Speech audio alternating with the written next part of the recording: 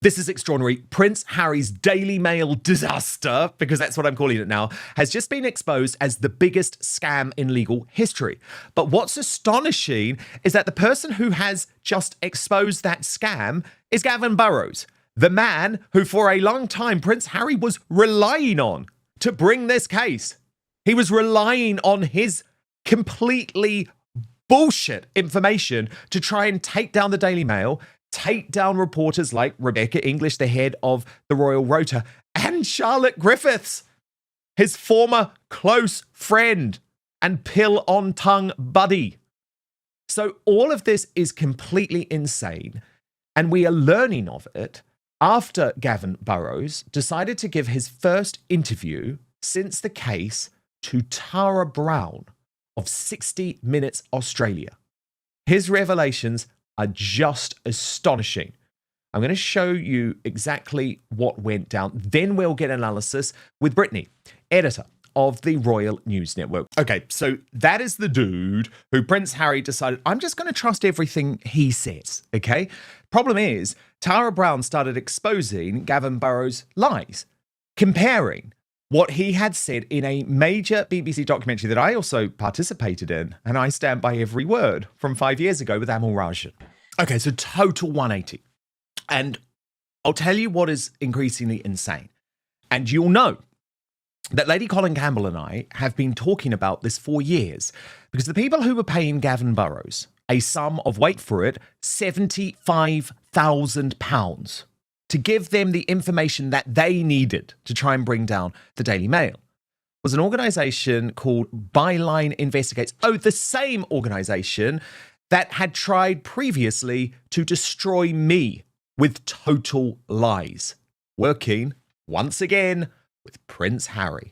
And I just remind you again, this man was, along with a whole load of criminal phone hackers, the person who Harry was relying on. Watch. Fresh Harry and Meghan updates every single day. Yes, the ones the Montecito Mafia and MSM don't want out there. Subscribe to Outspoken for daily royal coverage. It's completely free. Oh, and guess what? Having been paid his cool £75,000, Gavin Burrows then switched sides. And it does get a whole lot worse. Indeed, he now describes it as, and this is the key line, the biggest scandal in legal history. And think about what he's saying. Basically, the lawyers knew that the case had collapsed. What you do in that case, if you are a responsible lawyer, is you go to Prince Harry and Elton John and Doreen Lawrence and you say, this doesn't stack up anymore. We have to walk away. But trust me, this was never about truth. This was never about reality. This was about a vengeance campaign. The same vengeance campaign that saw Prince Harry try to destroy me and get me put in prison. The same vengeance campaign that still sees him urging the police to reinvestigate Piers Morgan so he can be put in prison. Prince Harry doesn't have the words or the facts to argue with us. He doesn't use his platform to put his case. What he does is he uses lawfare, working with sicko, freakish criminals and private investigators, the pond scum, trust me, of the industry. I know these people. I know exactly who they are after what they did to me. That's who he wanted to work with. Now he's been exposed at a great height and he's trying to back away. And the problem is you have very nice, respectable people like Rebecca English, like Charlotte Griffiths, and like Nicole Lampert, who Prince Harry tried to destroy. And Nicole Lampert, and she is a measured woman, former showbiz editor of the Daily Mail, was absolutely excoriating about the freakish behavior of Prince Harry on 60 Minutes. And this needs to burn, this needs to hurt him, because this is who he is. Nasty, like a toddler, and gullible. Oh, now they shut up, Brittany. Now they shut up. I mean, look, this is totally damning, isn't it? Totally damning. But how correct is Nicole Lampert at the end where she just says, distorted sense of reality. So in other words, no idea what's really going on. And it's that very worrying combination of someone who acts like a toddler and is also very gullible. Because you're trusting someone like Gavin Burrows, you're putting everything on someone like Gavin Burrows, and he has now just exposed this as the biggest legal scandal in history. And it should cost Prince Harry dearly, Brittany, and we're going to come to the money in just one moment. But reputationally, this should cost him everything. It really should, Dan. Harry had no business bringing this case. Nobody had any business bringing this case. I mean, Harry got on the stand and said, "Well, I have 5 friends, and I told my 5 friends this, but they would never, ever tell anybody, ever, ever." And it's like, that's not how this works. You can keep a secret with 3 people if 2 of them are dead. That's sort of one of the sayings. And so, Harry going up there, he just made an absolute fool of himself. And I think he was high on his own supply here. He had gotten the Sun to settle. He had gotten, I think maybe it was a Mirror to settle. And so Harry really thought that the Daily Mail was a real big bugaboo for him because obviously the Daily Mail has run a lot of negative headlines about him and Meghan. I think the vast majority of them justified. And Harry was thinking, well, if I can bring down the Daily Mail, Meghan will be happy. We will be happy. Our lives will be better because the negative headlines will be all gone. But that's not how life works. That's not how reality works in this particular situation. And Harry was just a completely deluded fool and has been exposed as that to the world. And he deserves, I think, to pay for it. I think he deserves to pay for the vast majority of it because he got other people on this case based on his testimony, his influence, and these sorts of things. So Elton John and Harry should be the ones who carried the burden of this case because they were the fools who went along with this nonsense and dragged other people down with them. And so we'll see what happens in terms of the payment. But this case was an absolute wreck. Gavin Burrows was just obviously not a great witness. It was just an absolutely a case led by narrative, a case led by spinning facts into distorted reality. And Harry and those who went for this case deserve the failure they're seeing right now and deserve to be rightly shamed, I think, in public for this disaster of a case. Is this the ultimate collapse of Prince Harry's multi-million-dollar war against the British press? Or has his obsession with taking down the Daily Mail just exposed him to a financial disaster that could wipe out his personal wealth forever?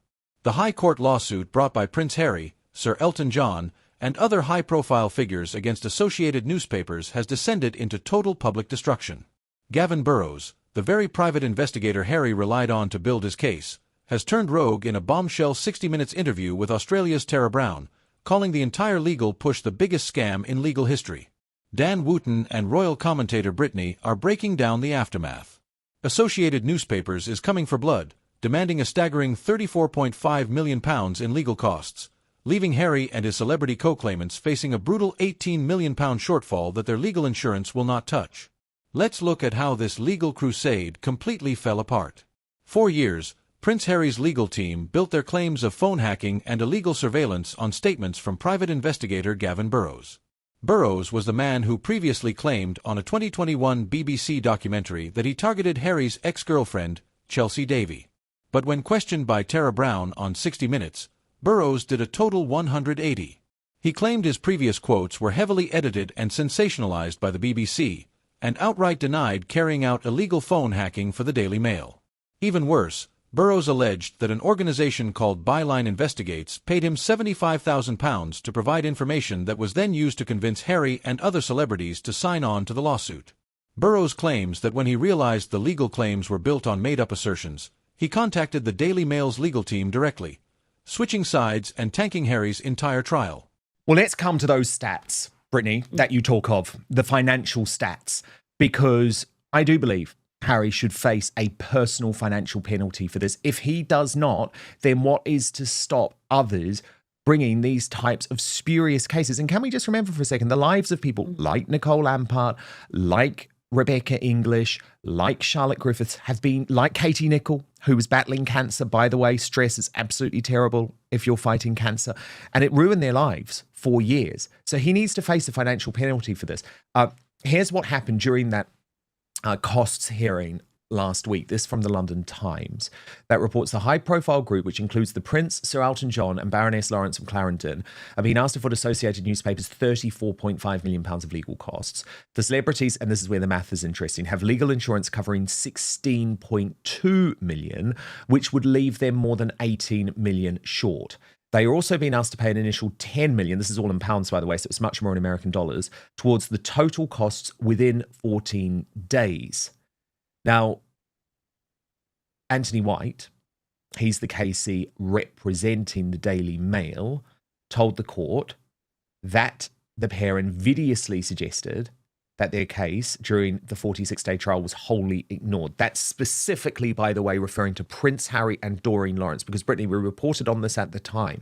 The statement where he declared that the case was a whitewash was not just disgusting from a sort of perspective of this is someone who's actually part of the royal family in a sort of tangential way based on his bloodline, and he's criticizing the King's Court. But it was also deeply irresponsible given that this costs hearing was still to come. And it shows you that Prince Harry is just such an angry, nasty man who always shoots from the hip before actually thinking about what's right and thinking about others too. And so he said, and this is White representing the Daily Mail, he said the public statement sought and achieved global publicity for a continued allegation that Associated was in fact guilty of the wrongdoing alleged. Former Daily Mail showbiz editor Nicole Lampert scoriated Harry's logic, noting that Harry had a distorted sense of reality. She pointed out that Harry acts like a toddler throwing a tantrum who was gullible enough to fall for a false paper trail, believing his own conspiracy theories over hard legal evidence. Now, let's talk about the absolute carnage happening in the courtroom over legal fees. Associated Newspapers is not letting Harry walk away from this disaster cleanly. In the London High Court last week, lawyers for Associated Newspapers demanded that the celebrity group pay £34.5 million in total legal costs, including an immediate £9.9 million interim payment within 14 days. While the celebrity secured £16.2 million in legal insurance, that leaves an £18 million shortfall that must come directly out of their own pockets. So basically, the verdict comes out and Prince Harry's saying, well, the verdict doesn't matter. White referred to a comment from Harry's spokesman to the Times, and we also covered this here on Outspoken because I was just totally stunned by it at the time, that the Prince, quote, stands by every word of his statement, despite criticism by former Lord Chancellors of his attack on the court judgment. He also criticised Sadie Frost, the actor who also brought a false claim, for writing on Instagram that it was, quote, crazy for the judge not to have recused himself from the case. White highlighted the criticism while applying for indemnity costs to be paid by Harry and the other celebrities. An indemnity order which punishes improper conduct in proceedings means the court would not have to decide if the publisher's costs are proportional to the case. The publisher wants a payment on account of £9.9 million. White said the money should be paid within 14 days as there is no justification for the celebrities seeking a further 30 days to arrange payment.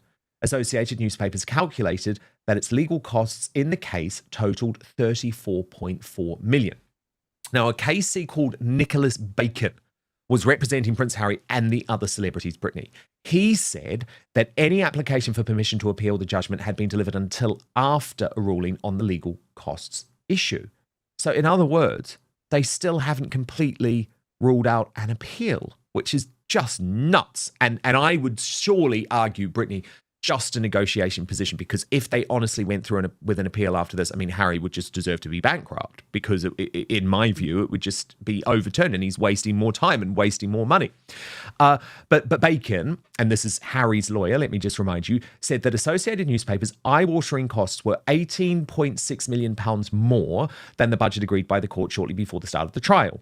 Bacon said court hearings could take years if Associated are claiming £35 million of costs, and we are uninsured for a lot of that. He said that the celebrities each obtained legal insurance of £2.7 million, totaling the £16.2 million based on the court's previous rulings on costs. He said the celebrities were offering to pay a total of £7.9 million by August 28th, including £68,000 relating to the bills linked to Harry's individual claim. And speaking of Harry, Bacon said specifically, the Duke of Sussex brought this claim in good faith. His evidence was accepted by the court, but in the final analysis, his evidence fell short of establishing his claim. So again, Brittany, I would say complete and utter denialism. Absolutely no acceptance of the fact that he was snookered, that he was stubborn. And unfortunately, Brittany, and by the way, I don't agree with how these legal cases work, but you know the system. This is how it works in the United Kingdom. And actually, Brittany, the way that it works like this is to try and stop people bringing absolutely spurious claims. Unfortunately, what it also does, Brittany, is mean that when you do have legitimate claims, and trust me, I have a lot of legitimate claims against these same people, actually, against the same mob who misled Prince Harry. And the problem is you really have to be a billionaire in order to go through a case like this. I mean, who could just afford £16 million of costs just like that if the case happened to go wrong? Because This whole system works on a winner-takes-all approach, which is very different to the United States. But Brittany, it's his hubris, it's his arrogance, which means, unfortunately, I really do believe that he deserves a massive financial hit as a result of this. I mean, Dan, when it comes to Harry, I think the only thing Harry really understands or would really hurt him is an actual big bill. Because Harry, and especially with Meghan, would be infuriated by having to pay money. And it's money that they just don't have. And I think this would, let's say, help temper some of Harry's desire to continue these frivolous lawsuits if he lost really, really big. Because I'm sure Meghan is looking at this potential bill going, what the heck were you thinking? Why did you do this? I'm sure she was all for it and now incredibly mad because they don't really have this level of money, I think, laying around constantly, or they want to do it with other things or would totally wipe out, maybe whatever savings they had or something to that effect. So this type of bill, I think, would be a huge kind of reality check for Harry, which he desperately needs. This is a man who highly lives in delusion. And I think to have a little bit of reality kick him in the face here would actually be quite helpful for him in the long run. And it also tells other people, hey, if you are going to bring a lawsuit, you need to make sure that this lawsuit is as airtight as humanly possible, especially when it comes to freedom of the press. This is the thing. Harry was not just attacking the Daily Mail because of a couple journalists or whatever. He was attacking the idea and in the principle of free speech, journalists being able to report the information that they found. And yeah, sometimes maybe some of that intrusiveness went a bit too far, but a lot of it, especially I would argue, in many ways during this time, is not. It's reporting facts. And that's what terrifies Harry and Meghan are the facts. They both live in self-imposed delusions, and anything that shatters that is a threat to them. And that's why the Daily Mail was such a threat, is that it was running stories that they highly disagreed with, revealed the true Harry and Meghan, and that's what really terrifies them. And so Harry thought he could use these old stories to go after the current Daily Mail, and he failed spectacularly. And I think he should be given this huge legal bill, and hopefully, maybe he'll sort of wake up to the reality of who they are as a couple, Harry and Meghan, and some of the horrible decisions they've made, because this is all self-inflicted by Harry. Associated Newspaper's legal team pushed for an indemnity costs order to punish what they called improper conduct during the proceedings. Why? Because even after the verdict came down against them, Prince Harry and Baroness Lawrence issued public statements claiming the court process was a whitewash and declaring they stood by every word. Royal commentator Brittany from the Royal News Network notes that a multi-million-pound bill is the only thing that will wake Harry up from his self-imposed delusions. While Meghan Markle reportedly warned Harry against pursuing these endless lawsuits due to the massive financial risk, Harry's hubris drove him over the cliff anyway. The most disgraceful part of this whole crusade isn't just the wasted millions, it's the human damage Harry left in his wake. For years, Prince Harry's legal team hurled wild accusations against respected journalists like Rebecca English, Charlotte Griffiths, and Katie Nicholl, who was battling cancer at the time. Harry tried to drag their names through the mud to satisfy his personal vendetta against the press. As Dan Wootton and Brittany pointed out, Harry didn't use facts or honest debate. He used lawfare, aligning himself with questionable private eyes and shadowy research teams. This high court ruling is a massive victory for free journalism and a crushing defeat for public figures who think they can use their wealth to intimidate the media. Should Prince Harry and Elton John be forced to pay every single penny of this £34.5 million legal bill? Drop your thoughts in the comments below. I read every single one. We are pulling back the curtain on this historic legal disaster today. If you stand for raw, unfiltered commentary and keeping the record straight, hit that subscribe button right now and turn on notifications for even sharper, independent royal commentary.